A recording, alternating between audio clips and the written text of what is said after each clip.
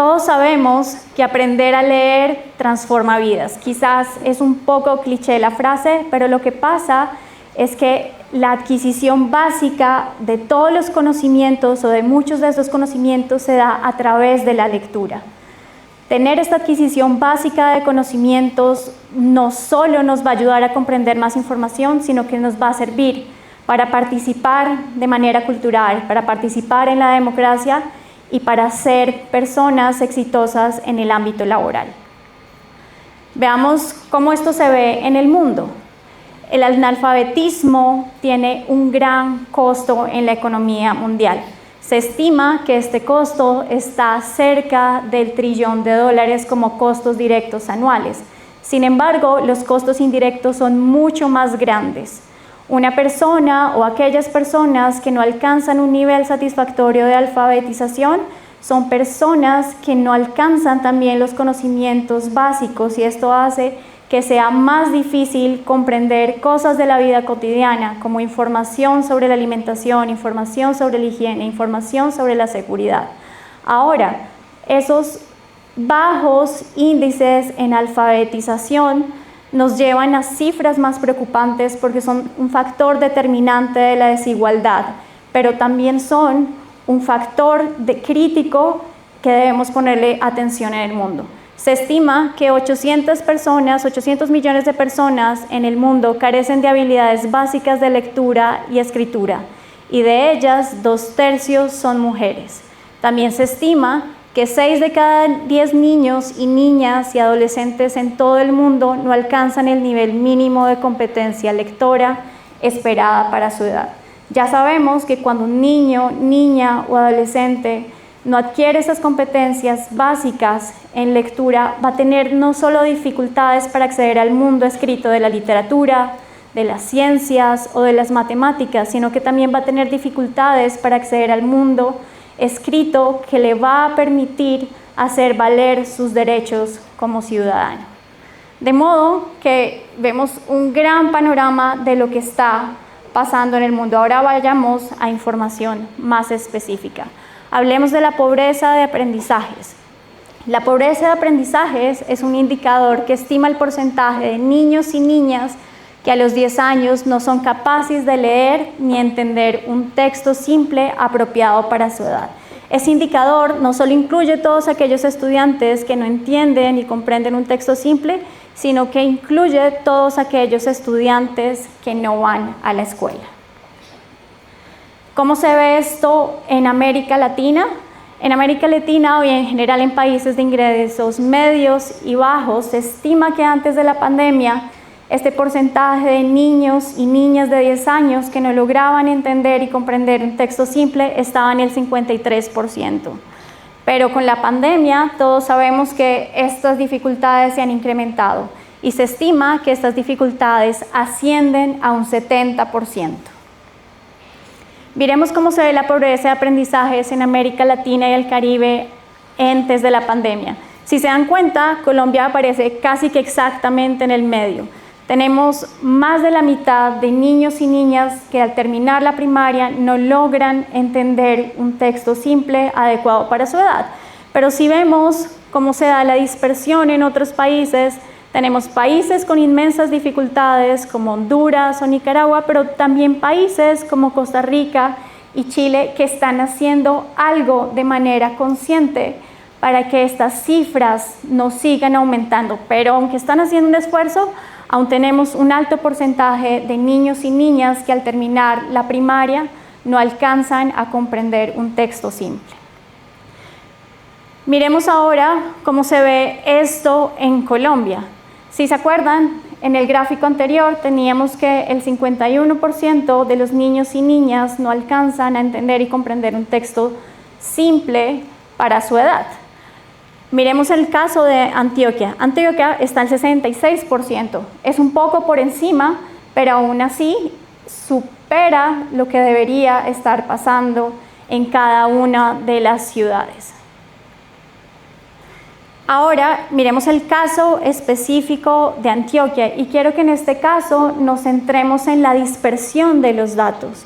Tenemos municipios como Vigía del Fuerte, donde el 88% de los niños y niñas al finalizar la primaria siguen teniendo dificultades para comprender un texto simple.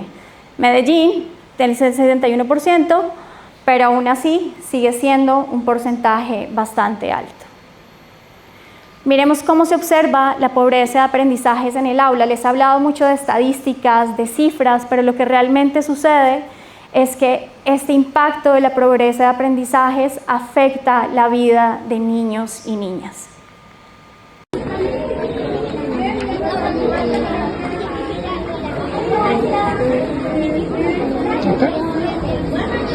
¿Cómo? Cuéntame. No sé leer. ¿No sabes leer? No. Bueno. Así se ve en las vidas. Lo que estamos viendo exactamente en este video, este niño no lograba leer ni una sola palabra de un texto que estuvieron trabajando a lo largo de todo el año escolar. Estaban leyendo Alicia en el País de las Maravillas, hicieron múltiples ejercicios de comprensión, hacer resúmenes, dibujar los personajes, entender quién eran los protagonistas, los antagonistas. Pero tenemos un niño que no leía ni una sola palabra. Así se ve la pobreza de aprendizajes. Una brecha que se va ampliando en el tiempo, y esta ampliación en el tiempo tiene que ver también con lo que pasa en los primeros grados, qué pasa en transición, qué pasa en primero, qué pasa en segundo grado. Y si vemos más allá de esto, este video nos hace un llamado enorme para reflexionar lo que está pasando en los sistemas educativos. ¿Cómo es posible que solo este niño sea el que se da cuenta que no está pudiendo leer? Porque no se dieron cuenta sus profesores, porque no se dieron cuenta los directivos, incluso como no se dieron cuenta los padres que solo veían un cuaderno lleno de información, porque de pronto para ellos eso significa que está aprendiendo. Entonces, esto nos lleva nuevamente a un llamado de que la pobreza de aprendizajes no es una cifra, es un impacto real que se ve desde los primeros años y que afecta trayectorias de vida. Hablemos un poco sobre el efecto Mateo. Lo que ustedes ven en este gráfico es un desfase inicial que tiende a aumentar en el tiempo y genera una mayor brecha entre los lectores competentes y los lectores débiles. Esto además tiene que ver con algo muy importante, y es la necesidad de hacer una intervención en el momento oportuno para que estas brechas no se sigan ampliando. Yo creo que algunos de nosotros conocemos un versículo de la Biblia que tiene que ver con que al que más tiene, más se le dará, y al que incluso menos tiene, más se le quitará. Esto es a lo que trasladamos al efecto Mateo en la lectura. Los niños que no han logrado adquirir competencias básicas en el tiempo van a tener aún más dificultades más adelante, porque se aumenta la cantidad de conocimientos básicos que los niños no tienen. Eso quiere decir que vamos a tener una brecha enorme si no intervenimos oportunamente en los primeros grados de la primaria. Miremos ahora un poco más sobre el panorama de por qué nos interesa la fluidez lectora. Cuando hablamos de fluidez lectora, hablamos de la velocidad con la que estamos leyendo, la precisión con la que estamos leyendo, y si hablamos o leemos en este caso, con naturalidad. La fluidez de lectora es un índice muy importante, y aunque es una pequeña parte de la comprensión lectora, determina el éxito en lo que estamos comprendiendo. Un estudiante que no logra decodificar con fluidez es un estudiante que tiene dificultades para comprender. La ciencia nos ha mostrado que los estudiantes que difícilmente logran leer o decodificar son estudiantes que van a tener unos índices o unos resultados más bajos en la comprensión. La fluidez determina alrededor del 80 al 85% de la comprensión lectora. Miremos qué está pasando en primer grado. Si ven la línea punteada en cada uno de estos gráficos, esa línea punteada corresponde al mínimo de palabras por minuto que debería estar leyendo un niño al finalizar el primer grado. Todos los niños al finalizar el primer grado deberían estar leyendo 50 palabras por minuto. Si se dan cuenta, en la otra línea que no está punteada está el promedio de palabras que están logrando leer al finalizar el primer grado.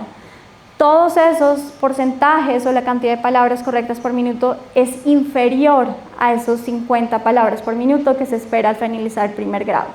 Un niño que no alcanza esta cantidad de palabras es un niño que está haciendo un esfuerzo enorme por decodificar. Y cuando hago un esfuerzo enorme por decodificar, estoy dedicando menos recursos mentales a la comprensión lectora.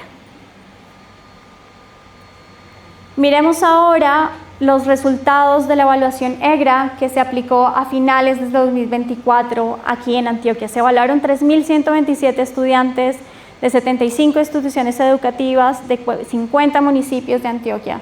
La prueba EGRA es una prueba que vamos a estar aprendiendo estos días sobre cómo aplicarla, pero es una prueba que nos permite analizar algunos componentes claves: la fluidez lectora, la comprensión lectora y la comprensión oral.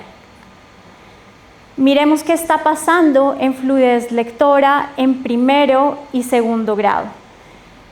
Los resultados nos muestran que el promedio de palabras por minuto que está leyendo un niño al finalizar el primer grado, en este caso en el análisis de resultados, es de 30 palabras por minuto. 30 palabras por minuto está por debajo de esas 50 palabras por minuto que debería estar leyendo un niño en primer grado. Y en segundo grado tenemos que el promedio está en 59 palabras por minuto. En segundo grado los niños deberían estar leyendo cerca de 100 palabras por minuto. O sea que tenemos unos perfiles que están todavía muy bajos. En el caso de primero, tenemos niños que todavía están en el perfil de codificador. Y en el caso de segundo grado, tenemos niños que están en el perfil fluido, es decir, el perfil en el que estarían en los niños de primer grado. Tenemos un dato adicional, y es que solo el 16% de los estudiantes de primer grado y el 26% de los estudiantes de segundo grado se encuentran en un nivel bajo de rezago. Eso quiere decir que tenemos muy pocos estudiantes que están adquiriendo el nivel de competencia necesario en los primeros grados. Miremos ahora cómo estos resultados de fluidez lectora se ven en las instituciones educativas, y quiero que aquí nos centremos nuevamente en la dispersión y la variabilidad. En primer grado tenemos una gran variabilidad. Tenemos estudiantes que están leyendo 115 palabras por minuto, pero estudiantes que aún están leyendo 10 palabras por minuto. Y en segundo grado, estudiantes que leen 146 palabras por minuto, pero otros que leen 19 palabras por minuto. Para primer grado tenemos que dos instituciones educativas son instituciones educativas de bajo riesgo, y en segundo grado, primero son 12 y en segundo grado solo 16. Nuevamente, si ven estos resultados, la brecha es enorme y hay una brecha importante en lo que lograrían en primer grado a lo que lograrían en segundo grado. Miremos ahora cómo se ve esto en la comprensión lectora. Ya les había dicho que los estudiantes que decodifican con fluidez son estudiantes que van a tener mejores resultados en comprensión lectora. En esta prueba, en el caso de EGRA, la prueba de comprensión lectora solo se aplica a los estudiantes que leen más de 24 palabras por minuto. Miremos qué encontramos. En primer grado, 32% de los estudiantes responde correctamente entre 0 y 2 preguntas. Y en segundo grado, esta proporción asciende al 43%. Si se dan cuenta, esto nos muestra nuevamente las brechas tan grandes que se van formando cada vez que los estudiantes no son identificados al tiempo y no son o reciben una intervención a tiempo. De modo que tenemos grandes brechas que demandan una atención diferenciada. La primera brecha es lo que sucede entre lo rural y lo urbano. Ya todavía sabemos que el territorio sigue siendo un determinante clave. La segunda brecha es la sobreedad. Ya sabemos que el desempeño lector disminuye significativamente en estudiantes con sobreedad, y recordemos que los estudiantes con sobreedad muchas veces son estudiantes que han repetido años, y a pesar de que han repetido años, no han logrado adquirir lo básico en las competencias de lectura. Y la última, como habíamos revisado en el gráfico anterior, es que hay una variabilidad enorme entre instituciones educativas. Hay factores institucionales que siguen importando, y quiero que nos devolvamos a algo que sucede mucho en América Latina y que tiene que ver con la cuna en la que nacemos. Los estudiantes que tienen acceso a instituciones educativas en las que los estudiantes están adquiriendo las competencias básicas están en una gran ventaja respecto a aquellas instituciones en las que los estudiantes no están aprendiendo a tiempo. Así que aquí volvemos a algo y es a la suerte. Entonces, qué bien que algunos niños estén en instituciones en las que sí están pudiendo aprender lo mínimo y qué mal por aquellos niños en las instituciones en las que no están pudiendo hacerlo. Y esto nos lleva a un grande llamado desde la Secretaría de Educación y es garantizar la disminución no solo de esas brechas de aprendizaje, sino también la disminución de la inequidad. Quiero que lleven este mensaje a cada una de sus instituciones. Si un niño o niña termina primer grado leyendo de menos de 25 palabras por minuto, la probabilidad de que cierre la brecha en segundo grado sin intervención es muy baja. Recordemos que la identificación de estudiantes con dificultades de aprendizaje es clave para que estas brechas no se den o estas brechas disminuyan significativamente. Ahora, ya les hablé mucho de dificultades, les hablé de brechas, de datos estadísticos, pero en algunos lugares en Colombia ya lo estamos haciendo bien. Miremos cómo se ve eso. Hola, yo soy Jamer Castillo, de primero 1, y les voy a hacer la lectura de Lola la loba. Lola es una loba blanca, tiene las patas flacas, todos le temen cuando caminan por el pueblo, nadie sabe que tiene 5 lobatos. El lobato es el bebé del lobo. Lobatos están escondidos en el bosque. Mamá loba los alimenta. Los lobatos tienen el pelo blanco y las patas cafés. Los dientes son filosos. Qué lindos animales son los lobatos.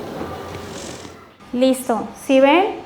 Estos son resultados de intervención oportuna e intervención a tiempo. Este niño está finalizando primer grado y ya está leyendo más de 50 palabras por minuto.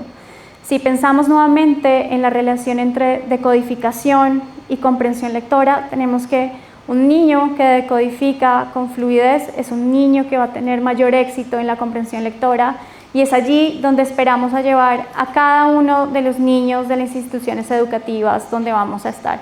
Entonces, simplemente cierro agradeciéndoles por estar acá, agradeciéndoles por sumarse a este esfuerzo y espero que todos estos días de capacitación les sirva para tener conocimiento sobre cómo ir cerrando estas brechas y evitando sobre todo que aumenten en el tiempo. Gracias.